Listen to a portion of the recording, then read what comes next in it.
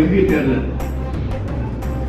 தேர்தல் வந்து ராமநாதபுரம் மாவட்டத்தில் நாங்கள் தேர்தல் பிரச்சாரத்துக்கு வந்தோம். மாவட்ட செயலாளர் வந்து என்கிட்ட பேசினார். திமுக மாவட்ட செயலாளர் என்ன கொஞ்சம் உங்களுடைய அமைப்பெல்லாம் கொஞ்சம் வேகமாக செயல்பட வைங்க அப்படின்னா ஒரே வார்த்தை தான் சொல்றாரு. என்ன விசுவான்னு 120 பூத்து போட்டாங்க சார். 120 பூத்துல நம்ம எம்பியுடைய மகனுடைய திருமண பத்திரிகை எடுத்து வந்திருந்தார். அது கட்டி பிடிச்சிட்டு தலைவா நீங்கள் போக்கி சொன்ன நின்றாரு. வெற்றி பறிபோயிருமோன்னு கையில் இல்லை. நீங்கள் தான் உங்கள் சமுதாயத்தை காப்பாற்றி கொடுத்துன்னு சொன்னாங்க. இளைஞர்களை இருக்கிற இளைஞர்களை அந்த அளவுக்கு நீங்கள் ராமநாதபுரம் ஊருக்கு வெயிட்டாக வச்சிருக்காங்க. ஐநாள் ஆகின்றார்.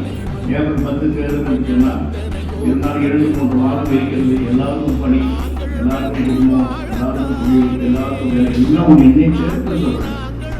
எல்லாருக்கும் பணிகள் இருக்கிறது. இயக்கத்தை காப்பாற்றி வருகின்ற தேர்தலில் ஒரு உண்மையான கட்சியாக உருவாக்கி தர வேண்டும் என்று நேரத்தை கேட்டுக்கொண்டு நம்புகிறேன்.